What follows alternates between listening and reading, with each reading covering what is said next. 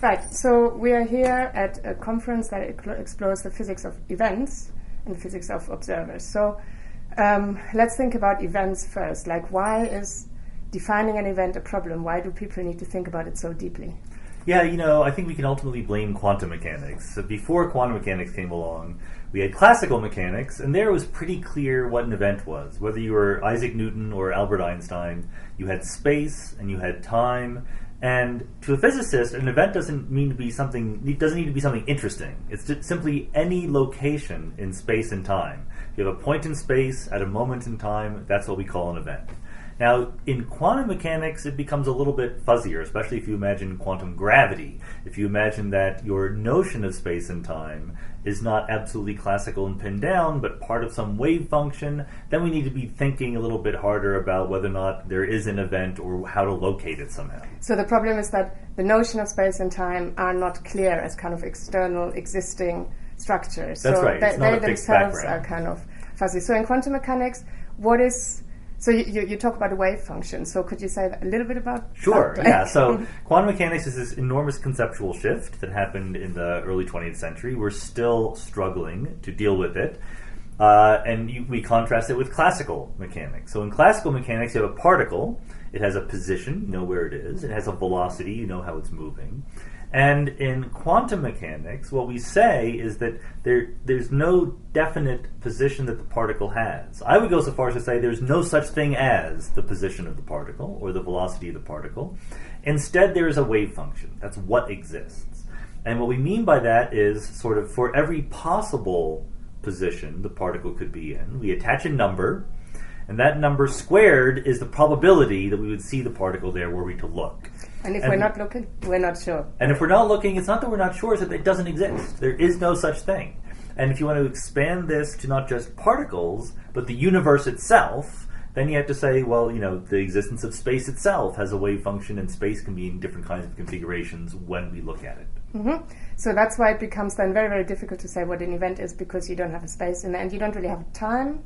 Do you have a notion of time? We don't know is the embarrassing answer. There's sort of different ways of formulating quantum mechanics and quantum gravity, and some of them time is fundamental. It's right there, just like it was in classical physics. But we can also imagine that time is emergent. The time is just an approximation. That time is something that is measured by physical clocks in the universe, and when we say the time right now is 1 p.m., what we mean is that we're in a branch of the wave function of the universe that has us in it and also has a bunch of clocks, and they all say 1 p.m. That's the best we could do. Right.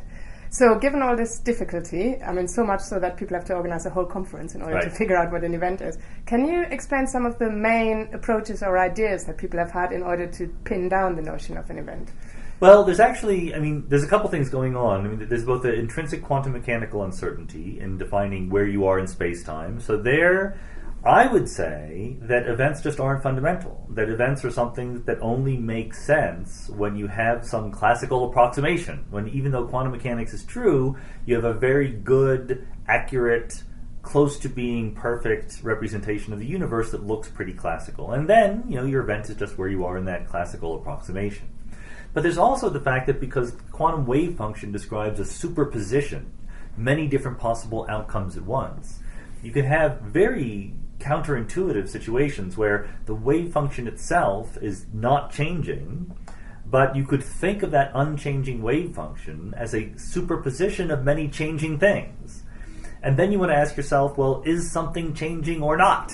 And we actually don't even know the answer to that. Mm-hmm. So the idea here is that you've got this global thing, which is the wave function, which is sort of unchangeable, immutable, constant. It could be, yes, that's right, yes. But within that, there's stuff happening. There's things changing. So then the idea of time and things happening depends on where you are in that wave function. Yeah, exactly right. And this is all stuff that, it doesn't require the latest wrinkle in discoveries in particle physics or cosmology to figure this out. This is a discussion we could have had in the 1930s, really. And it just goes to show how counterintuitive and far from our everyday experience quantum mechanics is, that just now we're still trying to come to grips with these fundamental questions. Mm-hmm. So 2 questions. First question, does it matter?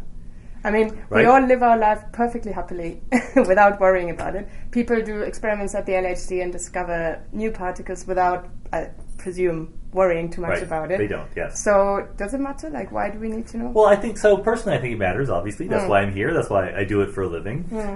But you're right. There's a lot for which it doesn't matter. We have in quantum mechanics a situation where we're sure it's right, to a very good approximation anyway. The basic framework of quantum mechanics has been extraordinarily well tested. And yet we don't know what the exact framework is. How is that possible? Well, we have some rules that work pretty well in the right circumstances. And this was set up in the Copenhagen interpretation of quantum mechanics back in the 1920s. And people like Einstein and Schrödinger were very bothered by this. They're like, well, you have a set of rules that works okay, but it doesn't fit together to make a coherent, comprehensive system. So clearly we're missing something. Today, there's two things that are going on. One is that we're thinking about the universe as a whole, and we're asking questions about the quantum state of the universe, for which this old-fashioned Copenhagen way of thinking seems to be inadequate. So the Copenhagen way of thinking, just to kind of summarize it, basically says we have this description, and it's only a description. It's what we see. I would say that the crucial part of the Copenhagen approach is to imagine a split between the quantum mechanical system being observed and the essentially classical observer doing that observing. And if you have the quantum mechanics of the whole universe, there are no external observers looking at it. So you can't really do quantum mechanics of cosmology in the Copenhagen framework in any straightforward way. You could try to modify it, but it's not a comfortable fit. Mm-hmm. And then the other thing, of course, is that we are, at the microscopic level, probing with technology the limits of quantum entanglement in ways that are much more observable now. The idea of entanglement, two particles having their quantum state deeply connected to each other, is one that was invented by, again, Einstein and Schrödinger back in the 1930s, but it was pretty hypothetical. We didn't have the technological ability to actually create entanglement and manipulate it. And now we are doing that.